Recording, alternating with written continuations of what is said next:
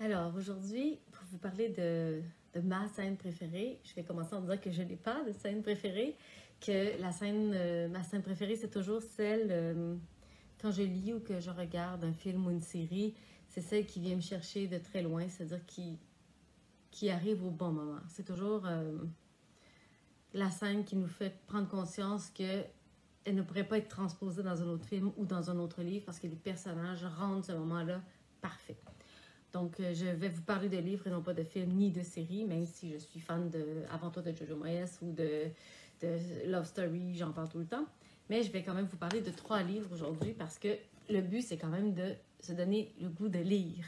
Donc, je vais commencer par ma chouchoute, qui est Chloé Duval, avec Le Temps volé, qui est le premier livre que j'ai lu d'elle et qui est resté mon coup de cœur, même si j'ai lu le reste, parce que cette histoire-là, il y a une scène à l'intérieur où des années plus tard, donc vraiment des années plus tard, après une lettre perdue, une demande en mariage qui n'a pas eu lieu, et quand on dit des années plus tard, on parle de vraiment beaucoup d'années, ces deux amoureux-là se revoient. Donc cette scène-là, qui est pleine d'émotions, il y a 2 romances dans cette histoire-là, mais on s'entend qu'on attend ce moment-là en se disant, est-ce que l'étincelle est toujours là au bout de plus de 40 ans?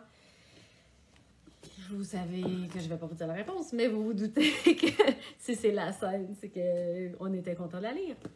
Et je vais continuer avec Joanne von Haff, donc la réelle auteure des hommes, qui est aussi un de mes coups de cœur et qui est aussi ma jumelle cosmique. Donc c'est sûr que vous pouvez lire n'importe quoi de Joanne ou de Chloé, vous ne serez jamais déçus.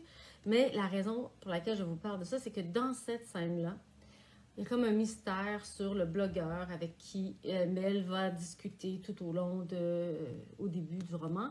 Et elle veut absolument le rencontrer et il ne veut pas. Et on a la scène où on se doute très bien que la personne est certaine que ça va être la fin de cette relation-là, qui est globalement épistolaire, ou en tout cas par téléphone, tout ça.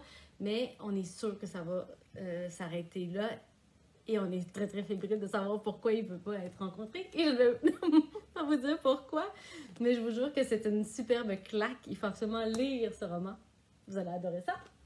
Et le dernier roman duquel je vais vous parler, il est sur ma liseuse, mais je ne peux pas le prendre parce que mon fils est en ce moment en train de lire Harry Potter. Il ne faut pas que je touche ces trucs. Donc, je vais vous parler d'une auteure française qui s'appelle Georgia Caldera.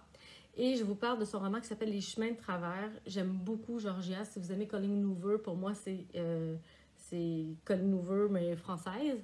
Et c'est un roman en 2 tomes. Et généralement, j'oublie les noms des personnages. Mais là, je peux vous dire que je me rappelle de Louis, donc qui l'eut cru. Mais il y a une scène dans ce roman-là entre une fille qui n'est pas bien dans sa peau et un arrogant qui a eu un accident de cheval et qui a du mal à marcher. Et il y a une scène dans la piscine entre ces 2 personnes-là qui est absolument bouleversante. Mais vraiment, sans ces personnages-là, cette scène-là serait ridicule. Ben, ridicule peut-être pas, mais on sent quand même que elle est pas bien dans sa peau, lui il est trop bien dans sa peau, et les deux vont trouver une sorte de rédemption. Mais la scène de la piscine, elle reste en tête, je vous le garantis. En fait, ce sont les scènes qui nous donnent des petits papillons, là, ce genre de scènes-là, et qui nous disent, ah oui, donc c'est pour ça que tu as fait... Enfin, moi, quand j'écris un roman, généralement, c'est pour arriver à une certaine scène, et mes personnages, tout ce qui va venir avant nous amène vers cette scène-là. Donc, et c'est pour ça que je trouve que c'est très important, ces scènes-là, parce que c'est comme si toutes les planètes gravitaient autour de cette scène. Et pour qu'elle fonctionne, c'est que tout le reste doit être parfait. Donc, voici 3 romans que je vous recommande vraiment beaucoup. Mais il y en a plein d'autres. Mais j'aurais pu vous parler d'Aventure de Jojo Moyes, mais c'est une scène qui est déchirante. Donc, c'était pas très romantique. Mais quand même, oui, il y avait un geste romantique. Donc, c'est pour ça que souvent, ce n'est pas tant c'est pas tant le romantisme qui vient couvrir cette scène-là, mais c'est ce qu'elle provoque. Et pour moi, une scène romantique doit prouver, ou en tout cas donner l'élan amoureux, c'est-à-dire faire un geste plus grand que soi. Et là, si je parle de Jojo Moyes, je vais parler du sacrifice, c'est-à-dire d'aller accompagner l'autre vers la mort. Il y a quand même quelque chose de grand que moi, je ne suis pas sûre d'être capable de faire, mais vous comprenez, il y a quelque chose qui nous sort de notre zone de confort et qui nous oblige à faire un pas dans une direction qui est risquée. Donc, je pense que c'est cette scène-là, moi, qui vient personnellement me toucher. Et bien voilà. Donc, c'était tout pour moi.